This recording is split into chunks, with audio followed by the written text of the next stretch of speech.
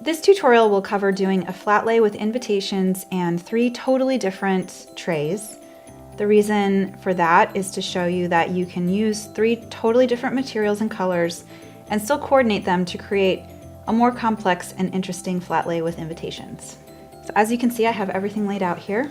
I've got a brass tray, a petrified piece of wood, a silver tray, and then other items that I'm going to complement these focal points with. So I'm going to start by placing my largest tray here, and I'm going to put the invitation in that tray since this is the main piece of the invite set.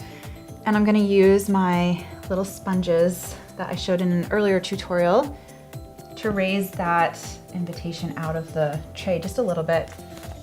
And I am doing this next to a window, so I've got those really nice little shadows that window light provides you and gives a lot of nice dimension to the flat lay.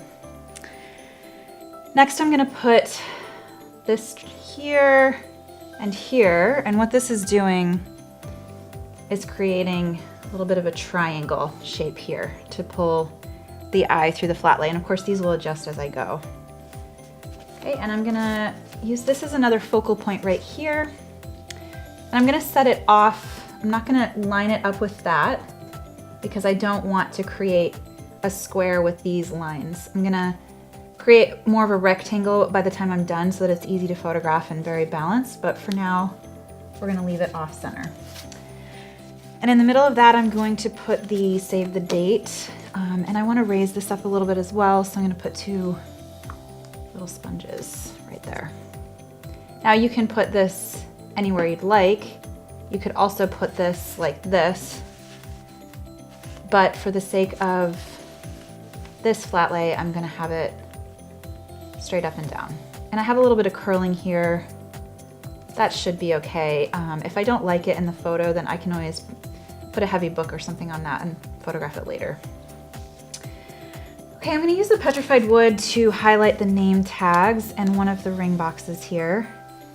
And I'm gonna put the light colored ring box so that it stands out. And this one, I'll decide later where to put.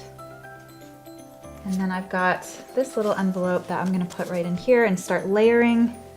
In order to do that, I need to raise this up a little bit.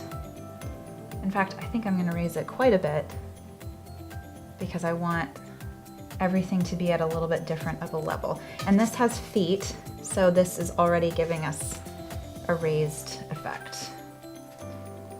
So put this here. And then we have our layering in each spot. I'm actually gonna turn this around because I like that this cutout section is gonna frame that nicely. So we're gonna position it like this. And then put this clear envelope here. And I also have this other color, but I think I like that one for now, so I'm gonna leave that. And I'm gonna put the little packet of all the pieces together on my round tray. And this I don't need to raise up because it's already raised on the edges, so that gives me that little shadow. And then I'd like to layer in here with another circle, but I'm gonna put it slightly under here, and these are the seals. This doily, it's different and it's not something you see often, which is why I like it. So I'm gonna put this up in the corner because I'd like this to be just a slight little accent that peeks into the corner of the photo. And then I'm gonna add some greens that I picked up in my yard. If you don't have greens in your yard, you could always really forage anywhere by the side of the road even. And so I'd like to create a frame here for this whole thing. So actually, maybe start with this one because I love how it curves around, and finish it out here. So this is gonna be a little bit dark and it's gonna provide just a nice little frame. Oh, and we have a little traveler.